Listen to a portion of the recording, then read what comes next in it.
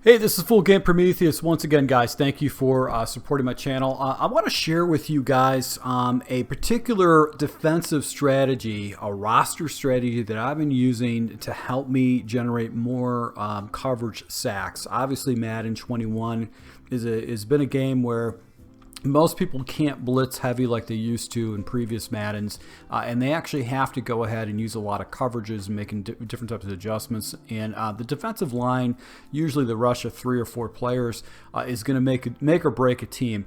And I wanted to share with you basically an observation I made early on in the season and how I adapted my rosters to just make my team just a little bit better from a roster standpoint, where I can get more stops and get more coverage sacks.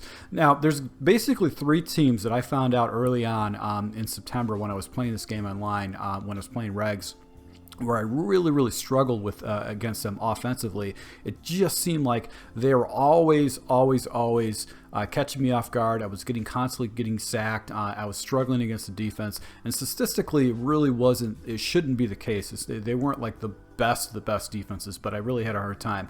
One of the teams was the Saints. The other team was the Vikings. I really struggled against the Vikings. And the last team was actually the Chargers. That was another team that I just found myself getting sacked a lot against this team, and I really struggled against them.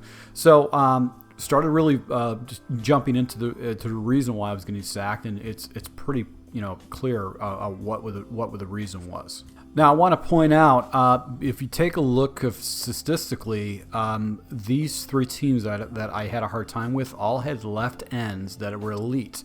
So you had Joey Bosa, you had Cameron Jordan, you also had Danielle Hunter.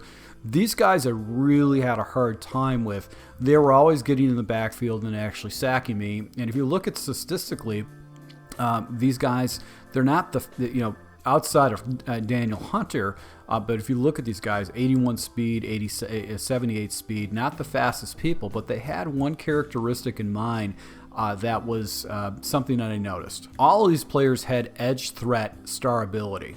So Joey Bosa did.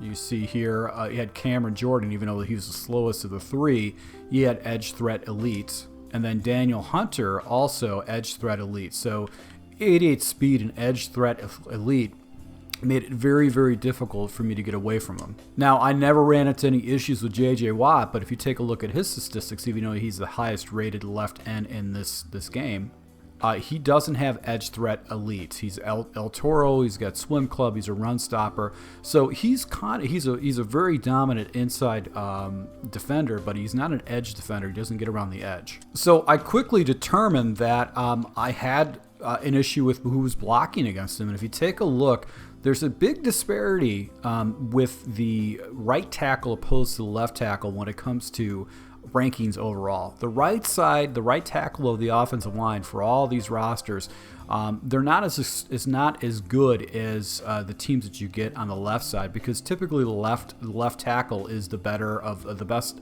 offensive lineman historically for most teams. So if you take a look here, we've got all these 90+ players, and they're all on the left side. You've got 5 of these guys, and then you start jumping into the 80s. Half the teams have 80 or above left tackles, and we only have right tackles, about 12 teams. So there's significantly better blockers on the left side than the right side. So most teams have a weakness on the right side of the field. So basically, I thought, okay, so how do I go ahead and try to duplicate what I'm getting with Bosa, Jordan, and Hunter with other defenders? So one of the things I discovered pretty quickly is that you've got other guys on the opposite side of the field going against those left tackles that have that edge defender threat, that edge threat feature that you can use. You got Garrett.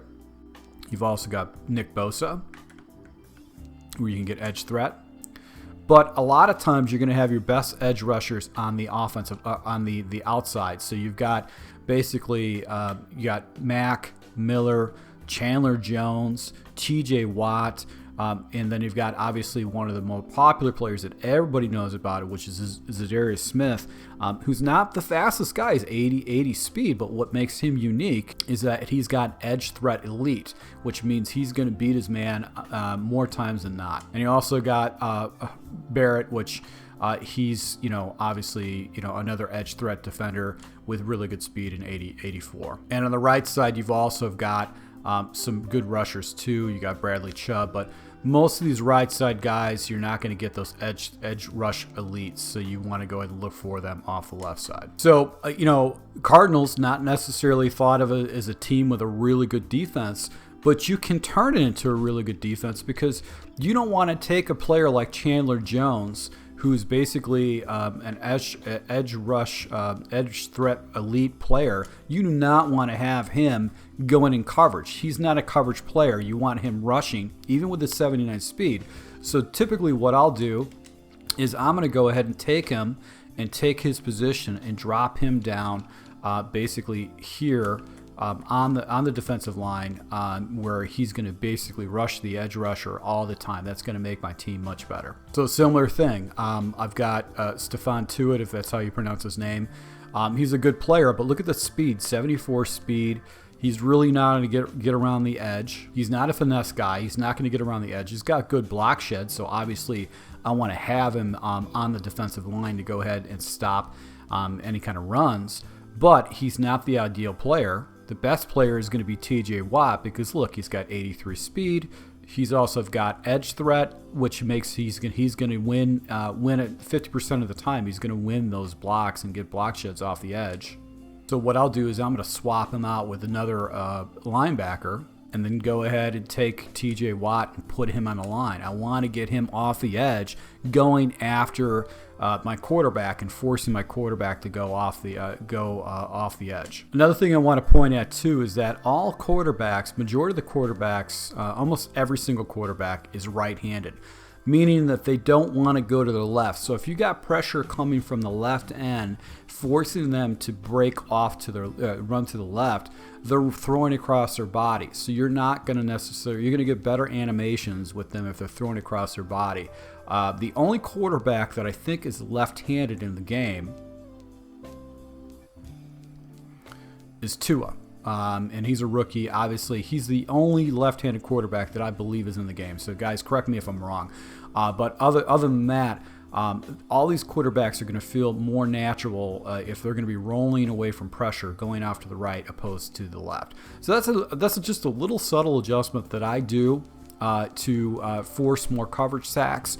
You're going to get your opponent out of their groove.